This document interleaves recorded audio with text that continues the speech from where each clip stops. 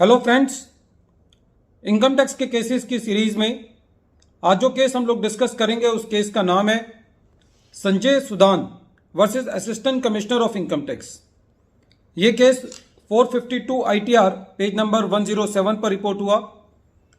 Matter Delhi high court ने decide किया और इस केस का जजमेंट 17 फरवरी 2023 को आया।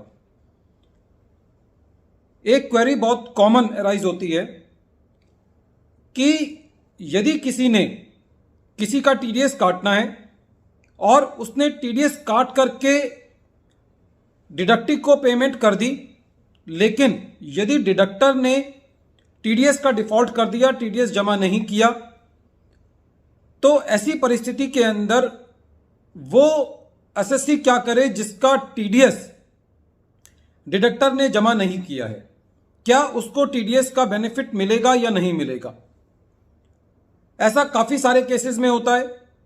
कई बार एम्प्लॉयज़ जो है जहाँ पे नौकरी कर रहे होते हैं वहाँ से उनकी नौकरी छूट जाती है, या जो एम्प्लॉयर होता है वो लास्ट के सालों के अंदर सपोज करो बैंकरप्ट हो गया या फाइनेंशियल क्राइसिस की वजह से उन्होंने टीडीएस जमा नहीं किया। ऐसे काफ़ी सारे केसेस जो है वो किंगफिशर एयरलाइंस के भी पीछे आए। तो यदि फॉर एग्जांपल हम किसी एम्प्लॉय का उदाहरण लें, किसी एम्प्लॉय को सैलरी मिलती है, उसको जो सैलरी मिली वो टीडीएस काटने के बाद मिली, लेकिन उसके एम्प्लॉयर ने वो टीडीएस जमा नहीं किया, तो क्या जो टीडीएस एम्प्लॉयर ने जमा नहीं किया, क्या उस टीडीएस का बेनिफिट एसएससी ले सकता है, या उस टीडीएस के 26 AS में ना आने की वजह से क्या डिपार्टमेंट वो टीडीएस या वो टैक्स का अमाउंट डिडक्टी से कॉर्सेवली ले सकता है या उसके आगे वाले रिफंड से एडजस्ट कर सकता है?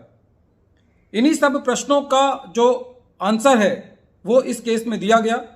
इस केस के अंदर एसएससी एक एम्प्लॉय है, असेसमेंट ईयर 12-13 का उसका टीडीएस कट के उसको सैलरी मिली, लेकिन उसके एम्प्लॉयर ने टीडीएस जमा नहीं किया और बाद में डिपार्टमेंट ने असेसमेंट ईयर 15-16 के रिफंड से उसका टीडीएस एडजस्ट कर लिया।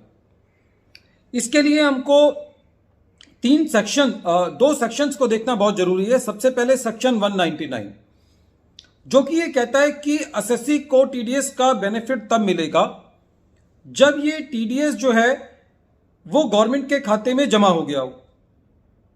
यदि इस सेक्शन को देखें तो इस सेक्शन को देखने से तो ऐसा लगता है कि यदि एम्प्लॉयर ने टीडीएस जमा नहीं किया तो एसएससी को उसका बेनिफिट नहीं मिलेगा। लेकिन फिर हम आते हैं सेक्शन 205 पर। सेक्शन 205 यह कहता है कि यदि एम्प्लॉयर ने टीडीएस डिडक्ट कर लिया है या डिडक्टर ने टीडीएस डिडक्ट कर लिया है और उसने वो टीडीएस जमा नहीं किया है, तो ये टीडीएस का अमाउंट जिसका टीडीएस कटा है उससे रिकवर नहीं किया जा सकता। इसी चीज को स्ट्रीमलाइन करने के लिए डिपार्टमेंट ने एक नोटिफिकेशन निकाला 2015 के अंदर, जिस नोटिफिकेशन के अंदर सेक्शन 205 का हवाला देते हुए यह कहा गया कि यदि किसी का टीडीएस कट गया है और वो टीडीएस डिडक्टर ने जमा नहीं किया है तो उस टीडीएस को डिडक्टी से नहीं लिया जा सकता और एनफोर्सेबली वो टीडीएस उसके फर्दर रिफंड से एडजस्ट नहीं किया जा सकता। तो यदि हम सेक्शन 205 को और डिपार्टमेंट के नोटिफिकेशन 2015 को यदि हम पढ़ें तो उसका यह निष्कर्ष निकलता है कि यदि डिडक्टिव को पेमेंट मिल गई है और उसका टीडीएस उसके एम्प्लॉयर ने या डिडक्टर ने जमा नहीं किया है, तो इस टीडीएस के अमाउंट के लिए डिडक्टिव जिम्मेदार नहीं है, उसको उसका क्रेडिट मिलेगा और वो टैक्स का अमाउंट डिडक्टिव से डिपार्टमेंट एनफोर्सेबली नहीं ले सकता। इस केस में दिल्ली हाई कोर्ट ने यह भी कहा कि यदि आप ऐसा टैक्स उसके आगे फर्दर रिफंड से एडजस्ट कर रहे हो तो यह भी ये माना जाएगा कि आपने उससे ये टैक्स कॉर्सेवली ले लिया है। तो फ्रेंड्स, ये केस बहुत इंपॉर्टेंट है उन सारे केसेस को डील करने के लिए जहां पे डिडक्टर टीडीएस तो काट देता है और डिडक्टिव को उसका बेनिफिट नहीं मिल पाता क्योंकि वो जमा नहीं करता और कॉरस्पॉन्डिंगली उसके 26 AS में नहीं आता। तो यदि एसएससी ये साबित कर देता है कि मेरा इतना टीडीएस डिडक्ट हुआ है तो ये उसके लिए सफिशिएंट होगा उस टीडीएस को क्लेम करने के लिए।